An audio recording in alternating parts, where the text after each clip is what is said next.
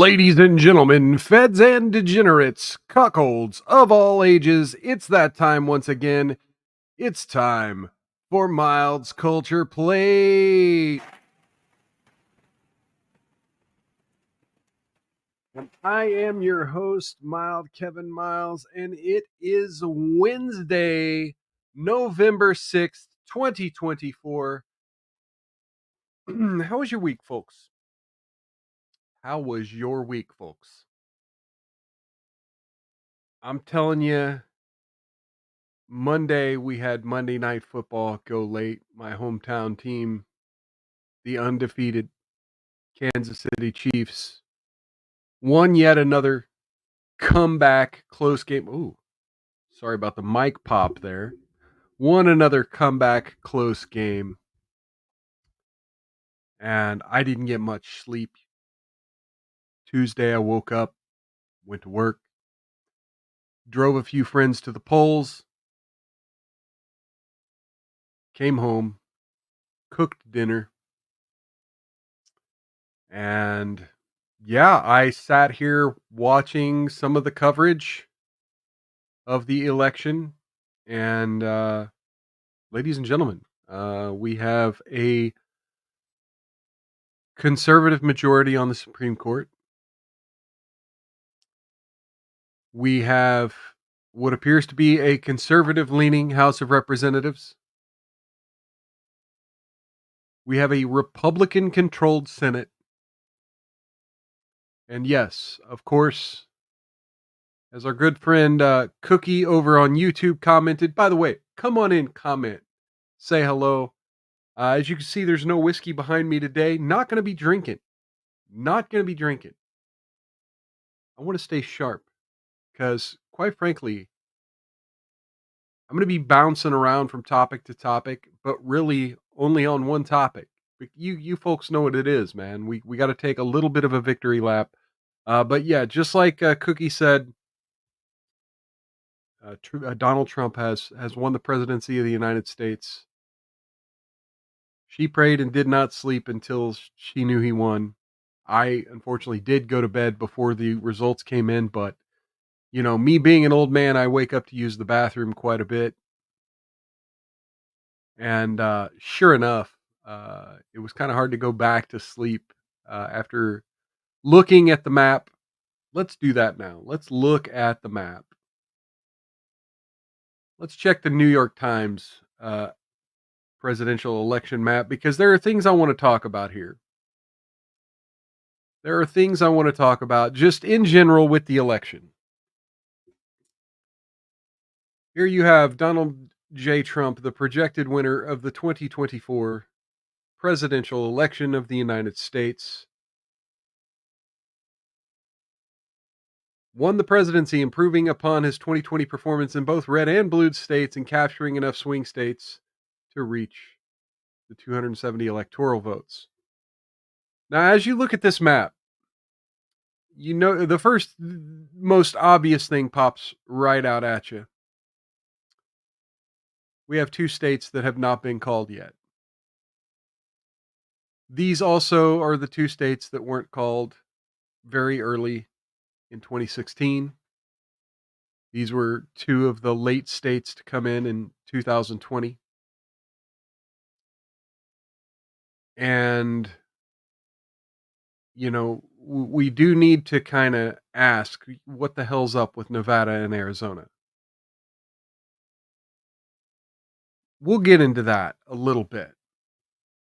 We were given a heads up going into this election that Nevada and Arizona could take days, maybe even weeks.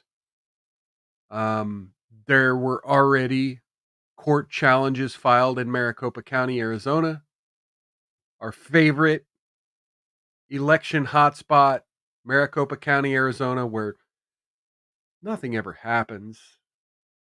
It's a very safe and secure election process there in Maricopa County, Arizona. Don't believe me? Google it yourself. And we'll talk a little bit about that here. In fact, let's go ahead and get into that, and then I'll come back to the map. Let's get into that, and I'll come back to the map. Arizona election day results delayed after a long ballot and court orders slow counting. Maricopa County says it's taking double the usual time to process the two-page ballot, and other counties were slow to report election day results.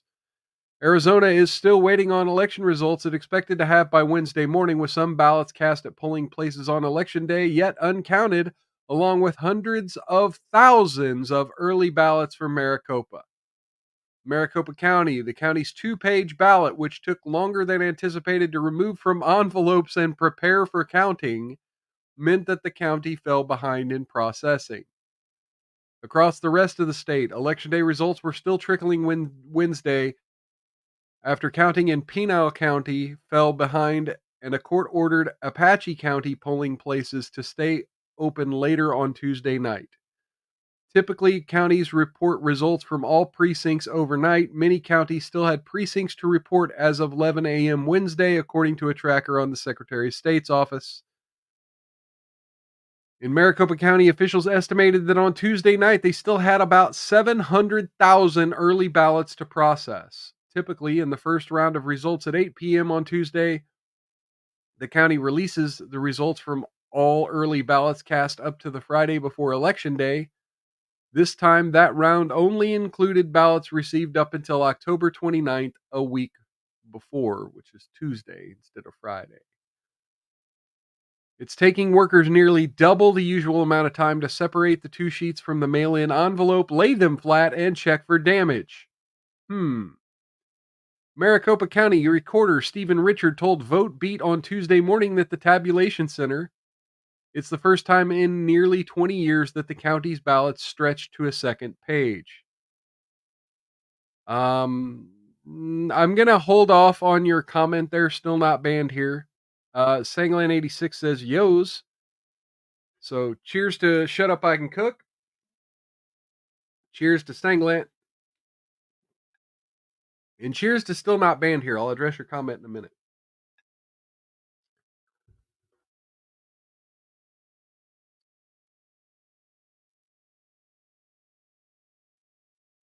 Yeah. Sorry, I was a little distracted thanks to your comment there, Still Not Banned here. Because I think you might be a little incorrect there. And I'll bring that up here in just a minute.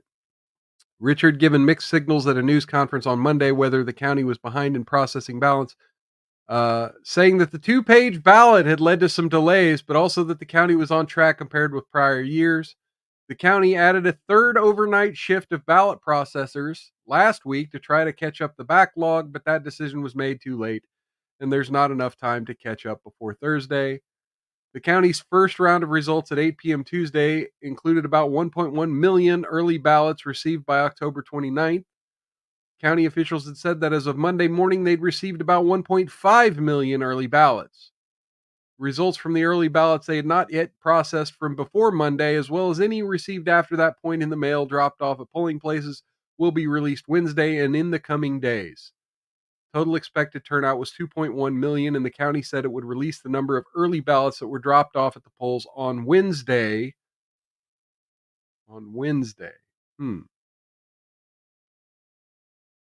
The cure period, he said he believes the county will be mostly done processing by this weekend.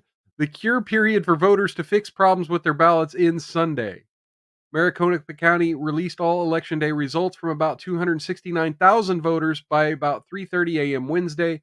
These voters cast ballots directly into tabulation machines and at the polls. The results are reported as soon as election workers can get down the memory cards from the machines to the central counting facility in downtown Phoenix.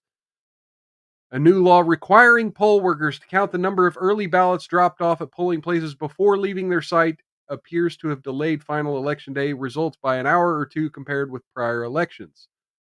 In other counties, ballots are not counted until they reach central counting facilities. That includes Pinal County, where workers aren't able to overnight to handle the volume of ballots coming in from precincts, and we're still counting in the morning, according to a spokesperson. The county had reported election day results from only about half of precincts as of 8:45 a.m. today. Other counties still had election day results remaining to be reported at that time as well. In Apache County, that may be because of the court order, which instructed the county to keep 9 polling places open till 9 p.m. 2 hours later than planned. So it takes a whole extra day because they had 2 more extra hours of voting. So this is from Jen Fifield of votebeat.org and Vote Beat Arizona here. Hey, we got Still Life. One of the pages in Maricopa County was all judges. Okay, so I'm going to address Still Not Banned Here's comment. Bummer, Carrie Lake lost, but I think there's been some cheating. As far as I can tell, most news organizations have not called that race yet. Here's the U.S. Senate. Arizona still gray.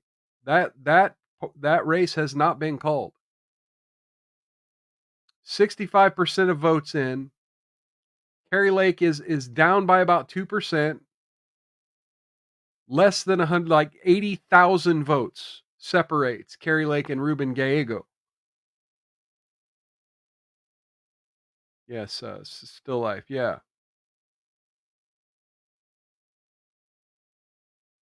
So Carrie Lake has not lost. And in fact, let me go ahead and if you are in Arizona, if you are in the Maricopa County area,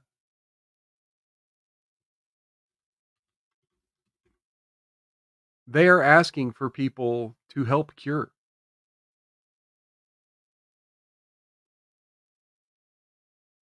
Where is it? Carrie Lake reposted this from Tyler Bowyer. Come help us cure ballots. Get your t-shirt for the ring cam so people know you're here to help. So again, this is actually a good thing a little bit that Arizona is being so slow because it gives time to make sure correct Republican votes are being counted. Because it's so close, that's why it's taking longer. If it was a blowout, they would have already called it. Yeah, still not being here. She still has a slim chance. There's a Senate race in Michigan still not called too. Yeah, I was just about to address that. Uh, do, do, do, do. Back to the map here. Yes, Pennsylvania, the Senate race between Bob Casey and Dave McCormick still has not been called. It's still too close to call. Maine's still too close to call. Then you said there was one in Michigan. Well, New York Times is calling Michigan for Slotkin. But it is a very tight race with only 95% of the votes in. Even though the New York Times called it, it to me it still looks too close. I mean they're literally 1,800 votes away, 18,000 votes away, with 5% of the votes still out there out of 5 million, over 5 million. So yeah, the New York Times called it. I wouldn't call it. I would not call it. And then of course we still have Nevada. Nevada's still too close to call as well. But look, even so, it's 52-44. Republicans have already secured a majority in the Senate, even if they lose those. There's an interesting race in Maine where you have an independent liberal running against the Democrat there and kind of blowing out the whole race. Still wasn't official for most of the day. Site I've been checking now has their check mark. Yeah, I don't know. To me, when you know you have at least 5 million votes still out there, or not 5 million, when you have 5% of 5 million still out there, I don't know. Maybe that does check out. No, that'd be about 50,000, but I still think that's too close to call. No, it's 250. I don't know. 25. Maybe. I don't know. I can't math right now. Folks. Um, Updates. Okay, I'm going to go back to president. So yeah, huge wins in Pennsylvania, Georgia, Michigan, Wisconsin, Minnesota. She squeaked it out. But boom, ba boom, boom, boom. I mean, you couldn't ask for a more decisive victory in swing states. He's still ahead in Arizona. He's still ahead in Nevada. Alaska was called early enough that it wasn't close, unlike last time. Yeah, still not banned here says, yeah, what's left to count is larger than the margin. Yeah, but again, even with that, some are going to trickle to their side anyway. It's going to push him ahead. He's likely. See, who was that? Alyssa Slotkin. She's likely to win, but there's still a chance. Like if the remaining votes come from uh, right leaning neighborhoods, anything could happen. Anyway, the big winner for Democrats. Let me go ahead and bring this down off the screen because I need to do a little rant first. We're gonna. Oh, you know what? Fuck that. Let me do this. I'm just gonna get right into the beef of the show because we're getting kind of off topic. But I want to get to the beef of the show before I talk about the next topic. So I'm sure you've been seeing these videos on all the other live streamers all over Twitter. You're seeing reactions from unhinged left wingers. And let's go ahead and play one of those videos now. Just one. Just one. I'm not going to be doing some big, long, drawn out salt mining here. In fact, I'm going to kind of warn against that just a little bit. I know she's a criminal from personal experience, so I think they likely cheated. Yeah. So anyway, let's hear what this young lady here.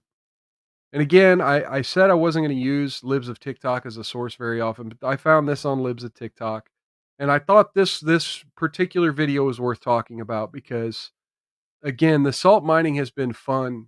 It's been real fun all day, but I do have some thoughts about it here in just a minute.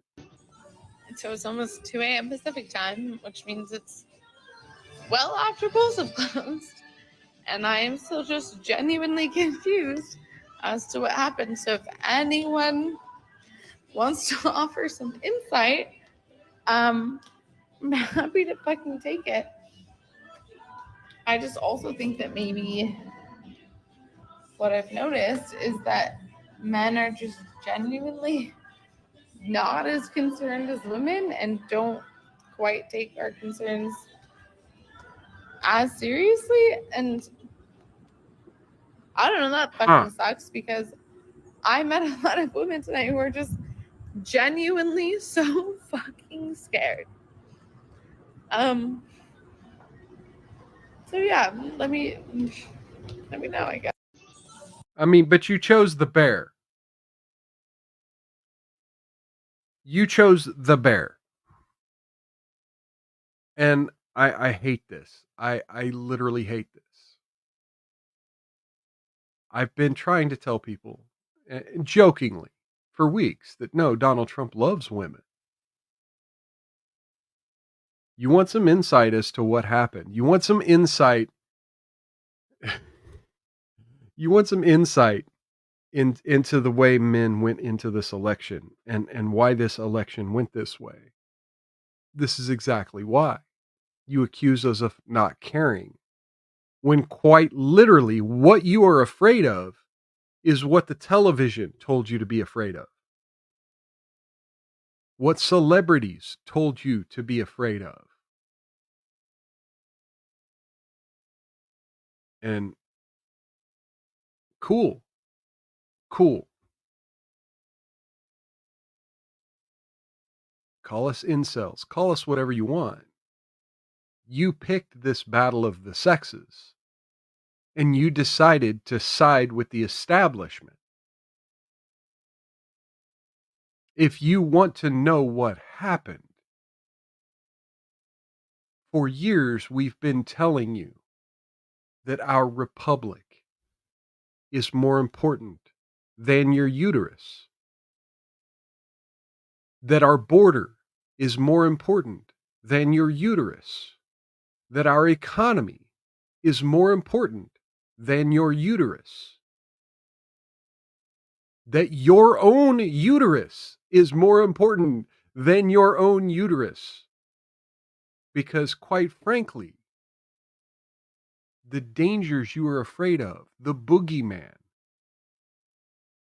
who would assault you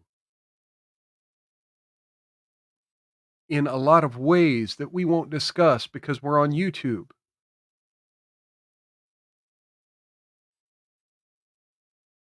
is not Donald J. Trump. It's not your neighbor walking around with a red hat on. The predators walking amongst us are the ones hiding amongst you. Not just you, average white suburban lady who's listening to her TV, but the allies you keep in the unhinged, mentally malformed people in some of these movements you support, in the people who are coming across open borders using the CPB1 app, claiming that they are seeking asylum from a dangerous country when they're really just military aged men who have recently gotten out of prison and are looking for an economy to exploit.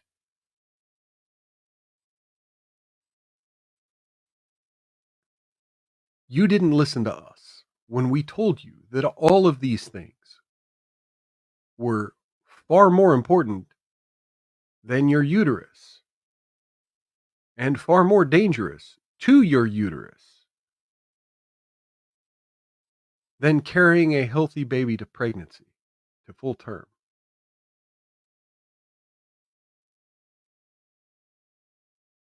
And yet, and yet,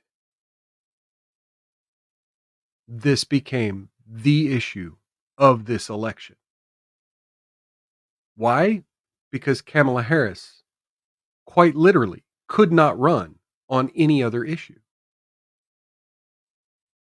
Yeah, she done the whole, yeah, well, we're going to build houses for everybody. We're going to give tax breaks to poor folks. We're going to bring back the child tax credit, but let's be honest. Let's be completely honest. Here's CNN. 7 states, really 8, or maybe it was 9.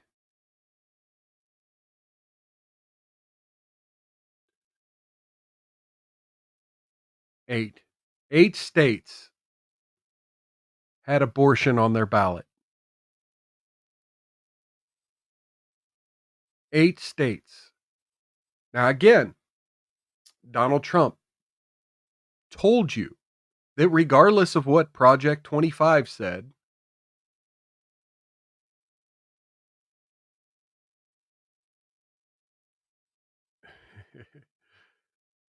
still that band here says, media's done a lot of damage. Seeking asylum is legal. He. It's so irritating, like there isn't a process for seeking asylum. Yeah, exactly. Last 7 years has been an extreme psyop, but the game's been going on for almost a century. Yes. Sangland 86. Good point. Has to be done in the first safe country. And I had a good conversation with a coworker about that today. The CPB1 app combined with the Biden-Harris administration's repeal of the Remain in Mexico executive order that Trump instituted. Now, you may remember during the debate, Donald Trump brought up the CPB1 app. Kamala Harris decided to say, well, no, that app was created by your administration. Yes, legitimately, yes. So that there would be a database of the immigrants coming to our nation. But he had to remain in Mexico so that if there was something incorrect happening, they could be processed quickly and deported. It was the Biden-Harris administration that instituted the in-country probation, where you just sign up on the CPB app, cross the border however you can get here. Thank you to all of the nonprofit organizations that are operating down at the Darien Gap, bringing in people from West Africa, bringing in people from China, bringing in people from all over South America. States that aren't necessarily, countries that aren't necessarily war torn, countries that aren't necessarily denying people rights and claiming to be refugees, asylum seekers on the app. And once you're here, you might get a court date 12 years from now. Till then, you're just free to do as you please. Oh, and by the way, here's some government aid for you. And here's some documentation that may or may not let you be able to drive, vote, do the things that American citizens are told they have to jump through hoops to be able to do. So, things loop about every century, and all the history gets scrubbed and altered, so the populace resets every 3 to 4 generations. Yeah. So anyway, back to the abortion debate. 7 votes, 7 states vote to protect abortion rights. Now, again, Donald Trump has told us he's not looking for a nationwide abortion ban. This is for the states to handle at the state level. This is working as intended. These, unfortunately, for conservatives and for pro-life people and for evangelicals and Christians and people who want to protect the lives of the unborn, these are huge failures in our ability to govern. But these are failures at the state level, not the national level. This is our national politics working as intended and our state politics failing conservatives. Because for some reason conservatives cannot get the message out like we can at the federal level. But we're not federal bullies. Still not banned here. Information war is not new, just different. Yes. And we'll be getting into that. We will be talking about that. I will be addressing that as well here in just a few minutes. But anyway, so they got this handy dandy map and chart here. So you had Arizona vote yes to pass abortion. Florida went yes, but required 60% of the vote, and they only got 57.2. So no wins in Florida. Florida did not pass. Florida did not legalize abortion.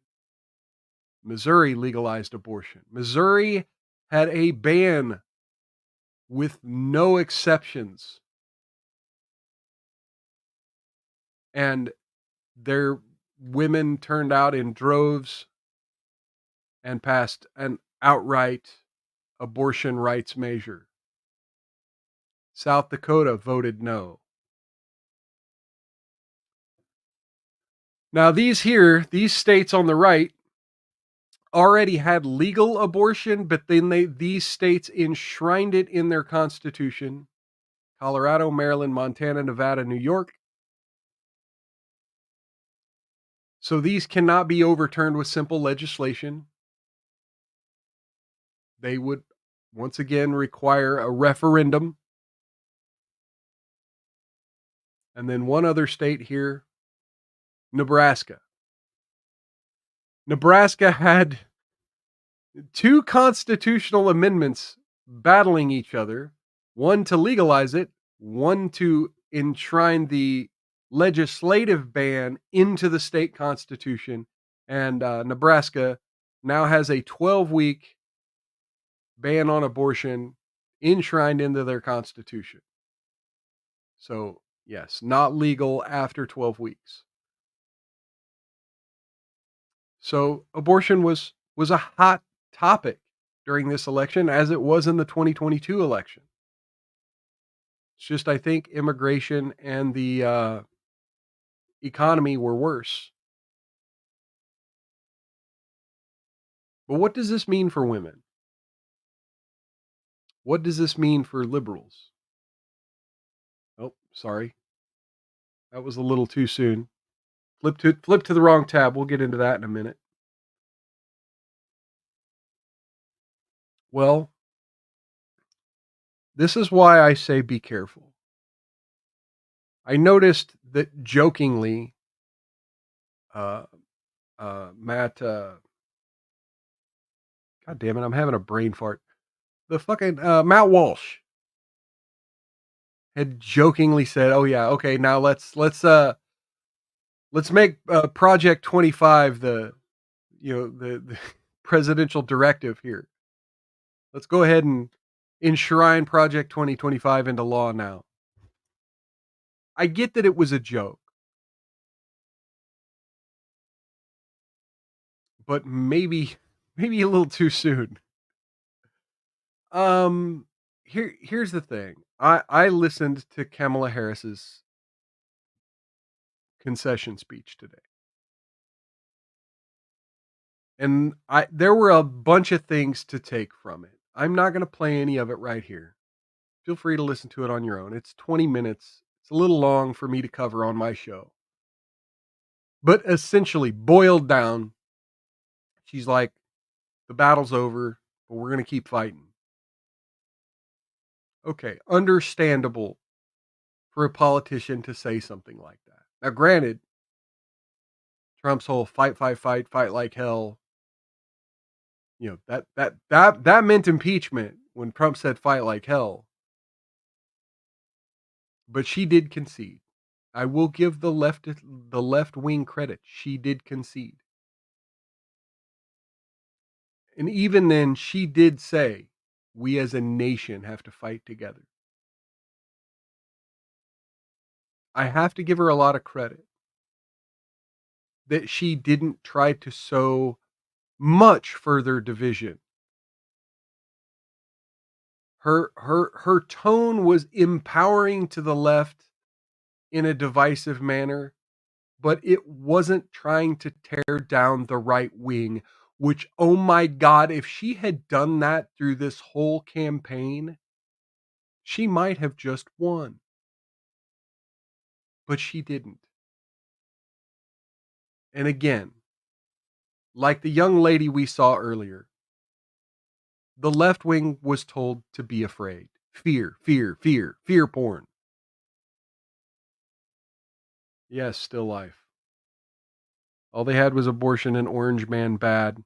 Sanglant says, time to start mailing out the ugly red robe for the women's. Yeah. But it's been fun. It has been a fun day of watching the unhinged videos, the videos of people crying, watching celebrities in mass delete their social media after claiming they were going to move out of the country or this or that if Donald Trump won. You had Bette Midler saying she was going to drink bleach and then deleted her social media. Then you have other celebrities. This is from Forbes. Celebrities react to Trump win, from Mary Whitfield Robles of Roeloff's Forbes staff.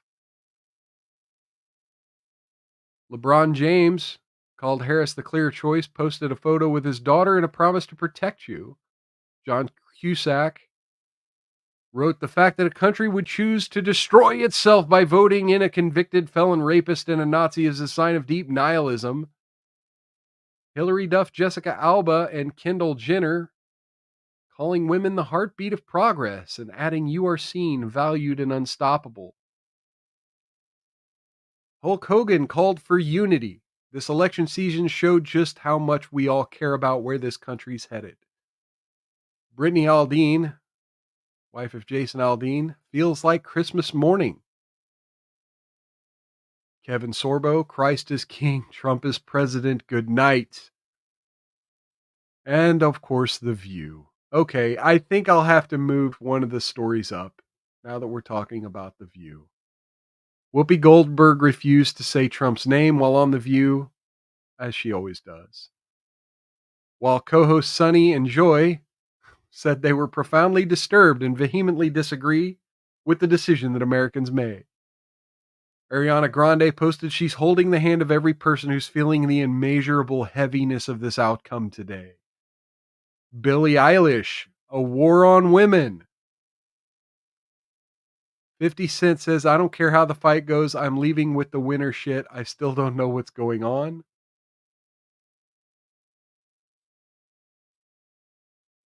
Kevin McHale, Supreme Court gone for the rest of my lifetime.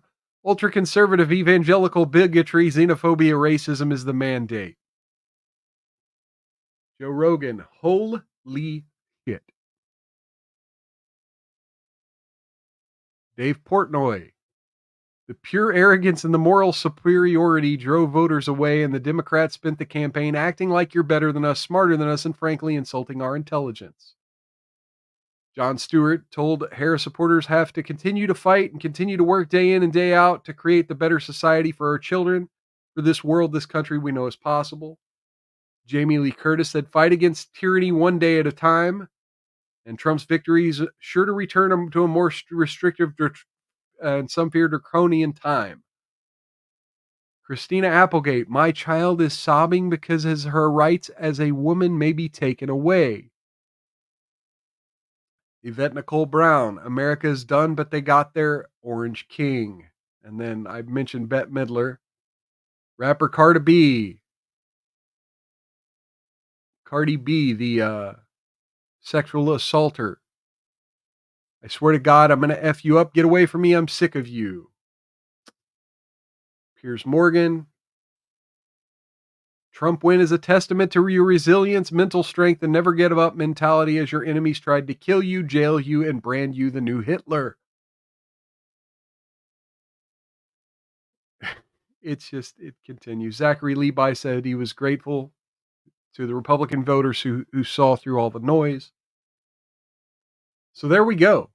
Celebrities acting out. And so, yeah, they mentioned The View. I tuned into The View to kind of salt mine and see what kind of clips I wanted. It was kind of typical. It was kind of what you would expect. It's really the same old shit that The View has been spouting for years. But there's one clip that stood out. Where did it go? I had it queued up. Here we go. One clip that stood out to me in particular. And then hoping for more pettiness on The View personally. Yeah, other streamers were showing it.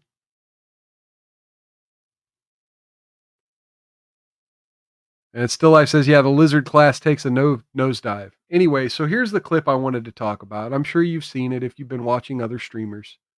But I saw this in real time and was like, I've got to get that clip. I cannot believe I just heard that. So here's what the left wing thinks was the swing of the election.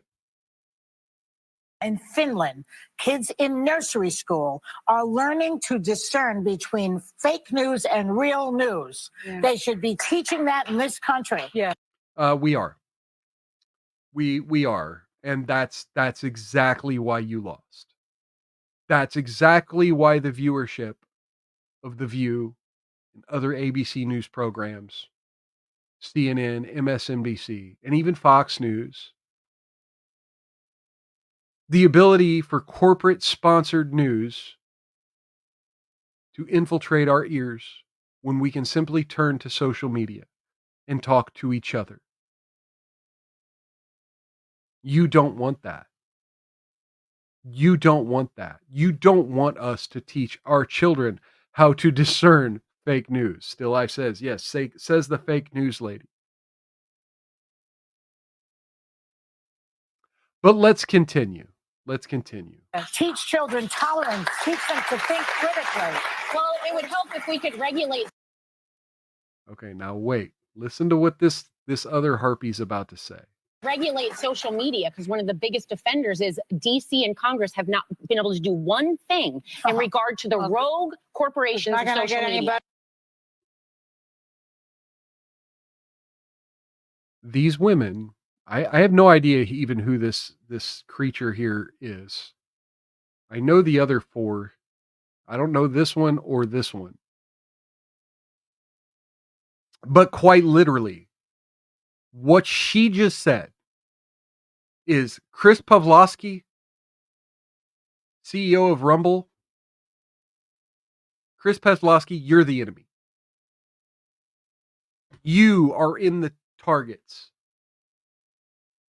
in the political crosshair of what the Democrats need to do the next 4 years. Elon Musk, you are in the political crosshairs of what the Democrats need to do for the next 4 years. And yes, I will admit, I just talked about the two corporate faces of conservative social media. And by the way, Donald Trump and Truth Social, you're right up there as well.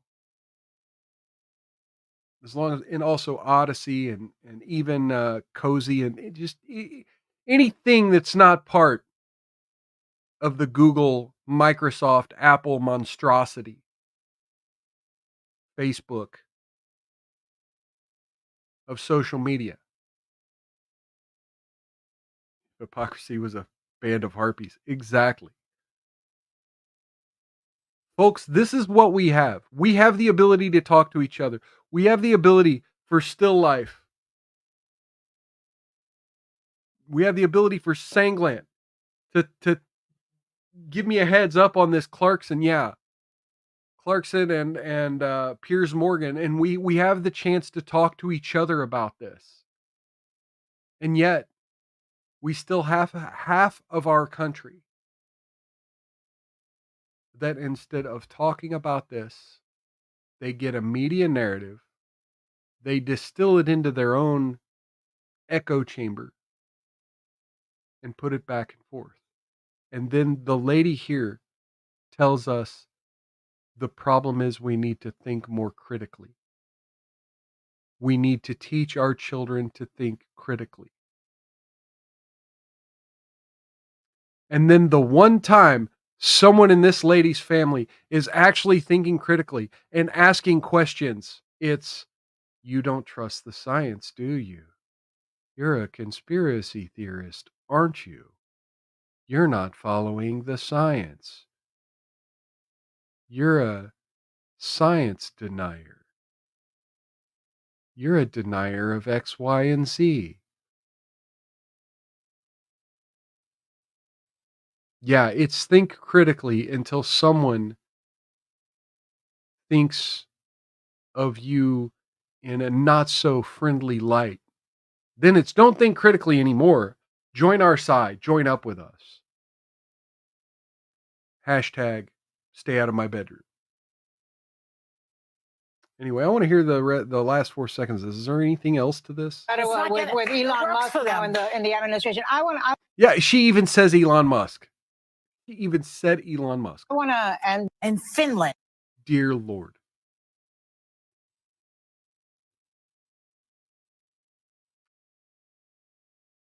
And again, it's hard for me to be this serious when the win was that huge, when there was a mandate that huge. It's hard for me to be this serious because, yes, we now have a conservative majority in every corner of the federal government.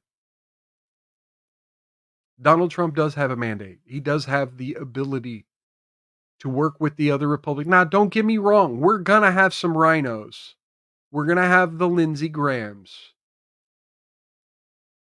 trying to hold things up and working with Democrats to throw a fucking wrench in the gear. Mel Brooks put it, be a smarty, join the Nazi party. Yeah. So, as easy as it might seem for conservative values, for the Trump 47 agenda to be put into play, we have rhinos. Rhinos, folks, they're going to hold it up. And the Supreme Court may be a 6-3 majority, but really it's like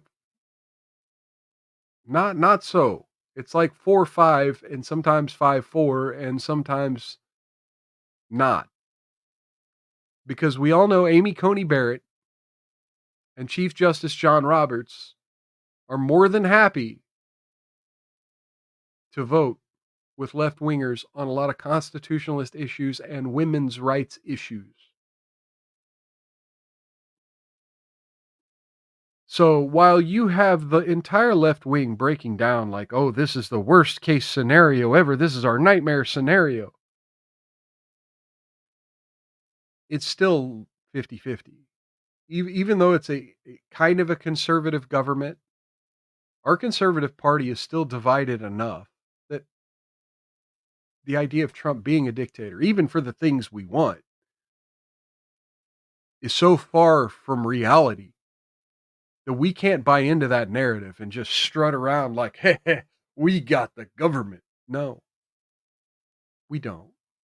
Our government's still going to be pro-war to a large degree. Our government's still going to be pro-corporate welfare to a large degree. Trump's going to be able to do a lot, but he's not going to be able to do everything.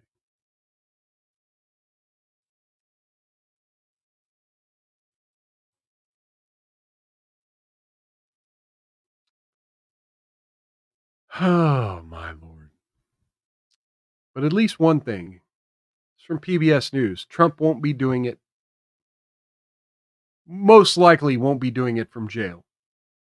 Department of Justice evaluating how to wind down the 2 federal cases against Trump after his election win. Jack Smith's evaluating how to wind down the cases. Smith charged Trump last year with plotting to overturn the 2020 election and illegally hoarding classified documents at Mar-a-Lago. The person familiar with Smith's plans was not authorized to discuss the matter by name and spoke on condition of anonymity. Trump's election defeat of Kamala Harris means the Justice Department believes he can no longer face prosecution in accordance with the decades-old department legal opinions meant to shield presidents from criminal charges while in office. By moving to end the cases before inauguration, Smith and the Justice Department would avert a potential showdown with Trump.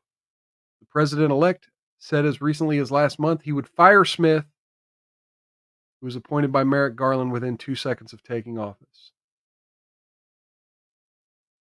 Yeah, still life. Jack Smith fired. Charges dropped. Get the fuck out.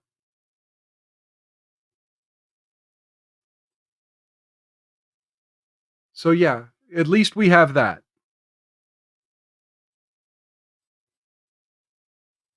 And again, I kind of meant to touch on this when we was talking about it earlier, but I was bouncing around. Didn't get to these 2 clips. Because really, half of this show, this broadcast I'm doing right now, is to appeal to Republicans to maybe not gloat so much. Because for one, our conservative majority is very fragile. Very fucking fragile. Because, like I said, you got Lindsey Graham and the Rhinos doing everything they can to fuck it up. We had a huge Supreme Court win with the Dobbs decision overturning Roe and Casey. And Lindsey fucking Graham immediately came out and was calling for a nationwide ban.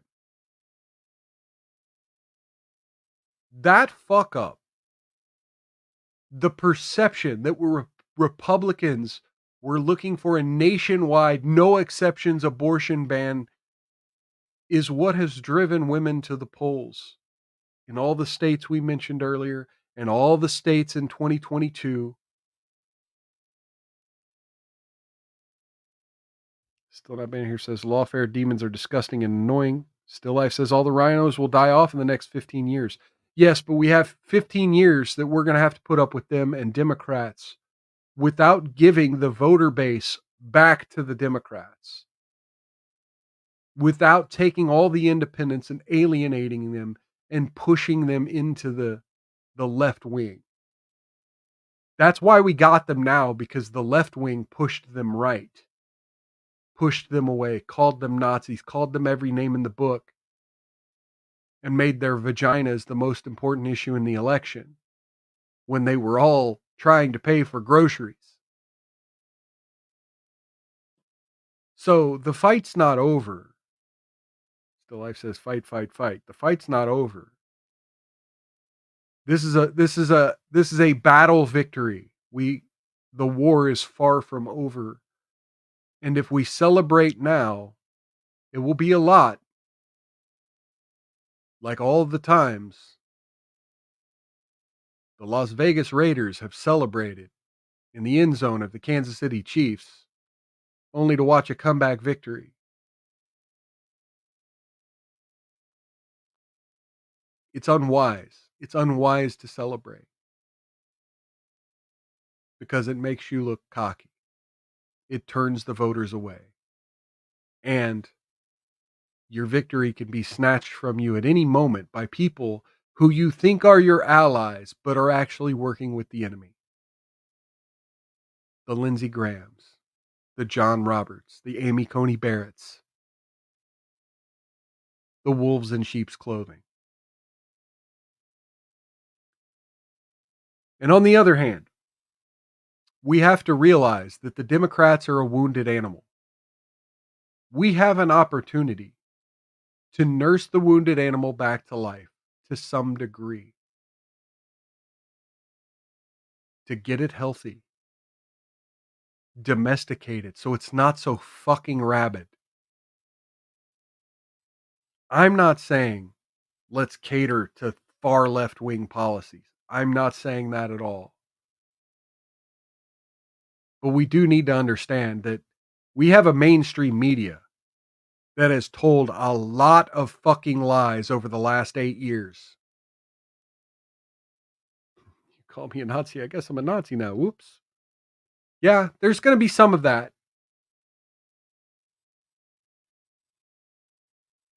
But also it's like, yeah, but no. Yeah, I'm a Nazi because you've called me a Nazi.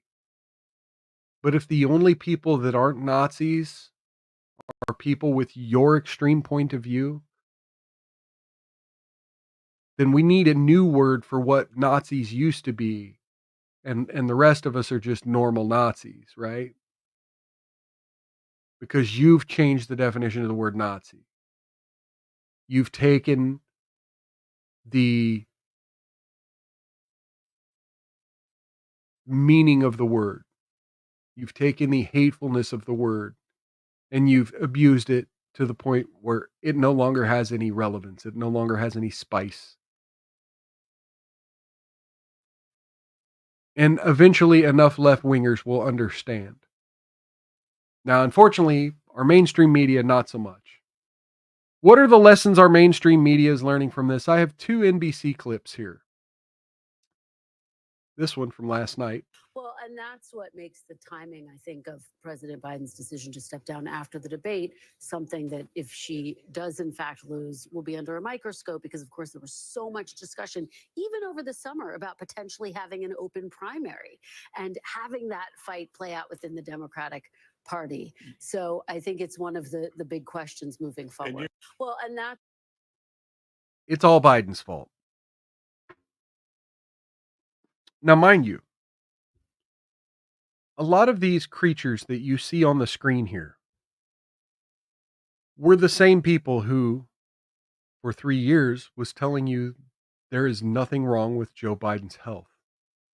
You have Jen Psaki sitting right here at this table trying to tell you that Biden is in great mental and physical condition. And now they sit here at this table and are questioning their own reality and learning nothing. So yeah, the left-wingers out there, if you're hate watching me, which I doubt I have any left-wingers watching me, but left-wingers out there, if you're hate watching me, you need to learn who your boogeymen are, really. Because you have a mainstream media who have no capability to reflect upon themselves. Clown World. Yes, still life. Clown World.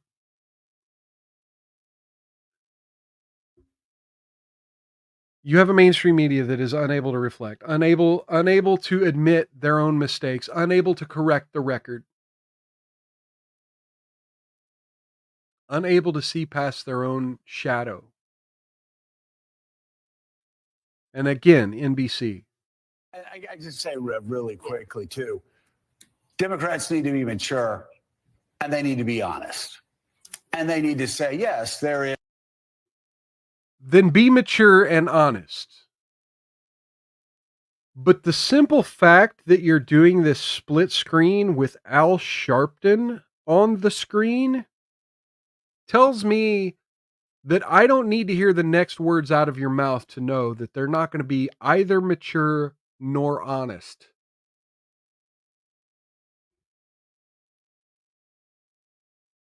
Especially look at the look on Mika Brzezinski's face. Anyway.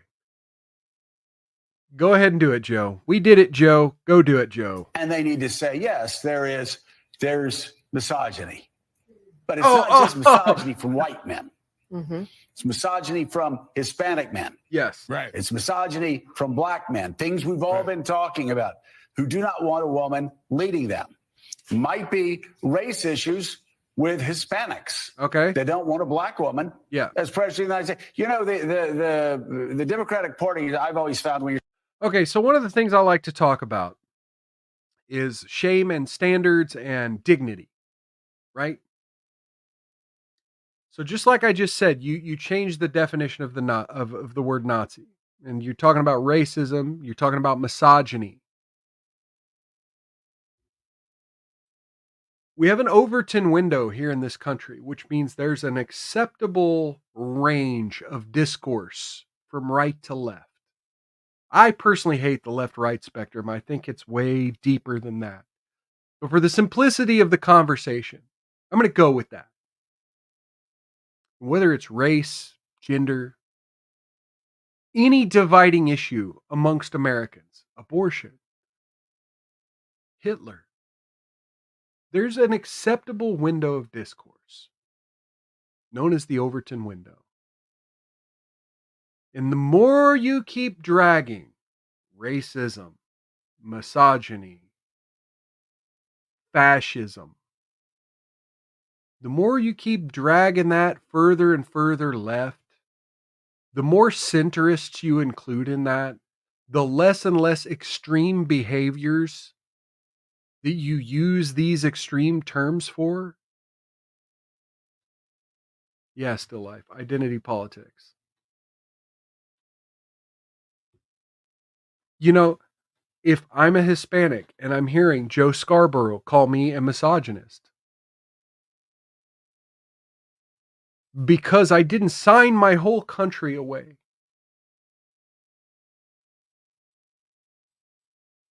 for the uteruses. Like, okay, sure, misogynist. Yep, cool. If you're drawing the line in the sand, don't be shocked when someone steps over it. You're sitting around talking. They love to just sort of balkanize everybody into these separate groups and say, oh, white people don't like women and black people. No, it is time for the Democrats to say, okay, and you and I have talked about this before. A lot of Hispanic voters have problems with black candidates. Right. A lot And of with other Hispanics, you got some that don't like each other. And some of the most misogynist things I've heard going on this Get Out the Vote tour. Oh, okay. So here we have the most basic level 2 thinking. Trying to reach that level 3 thinking. Now, if you don't know what I'm talking about, go watch the YouTube channel Homath. There's a lot of, but understand what I'm saying is they're trying to reach a new level of thinking about and analyzing their situation and analyzing the words and thinking about the philosophies behind the situations they're finding themselves in, right? But this is fascinating to watch because they're thinking themselves out of one box right into another. It's important to challenge people's boundaries, of course. But you see, they never let go of the idea of racism and sexism. They never let go of the identity politics. They never let go of the idea that we should all be in collectives, the collectivism.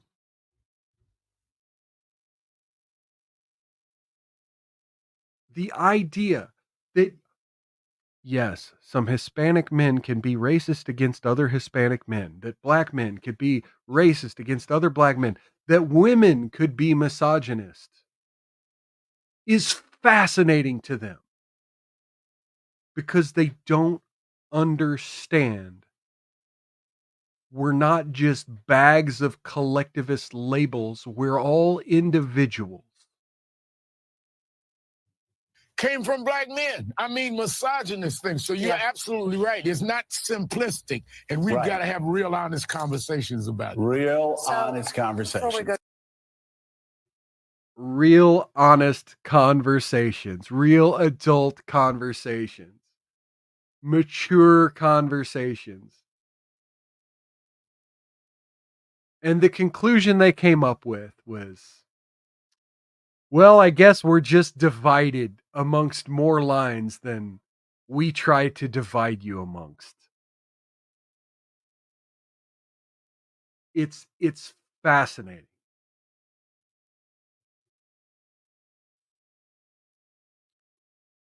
And if there's one image, where did it go? If there's one image that could sum up the last 2 days in American politics, we'll call it the last 4 days of American politics. If there's one image that could sum it up, it's the following.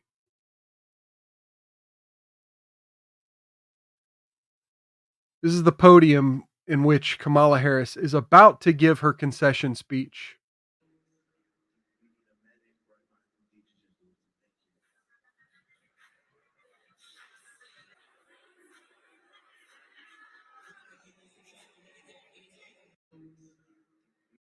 Yes, ladies and gentlemen, you had a squirrel make an appearance on the dais before Kamala Harris's concession speech,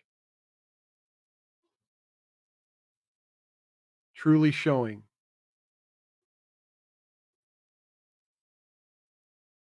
that you shouldn't fuck. You shouldn't fuck with the animals. All right, folks. That's gonna pretty much be the show for today. I will not be having a show this Saturday. Not sure if I'm gonna have a show next Wednesday.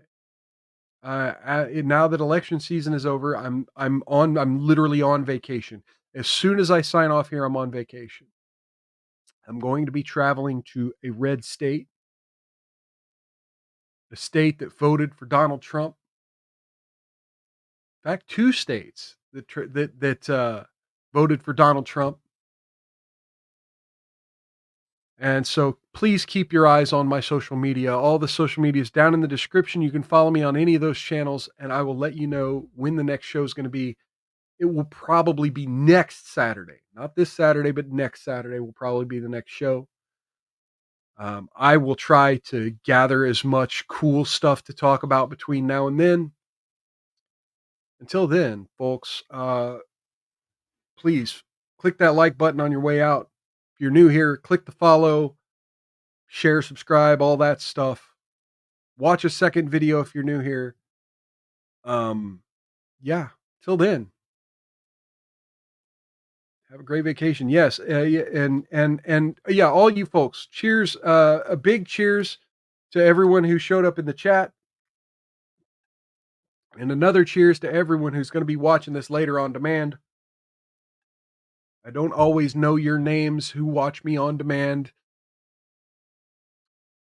Leave a comment if you want, but I don't always know your name. So big cheers to you out there.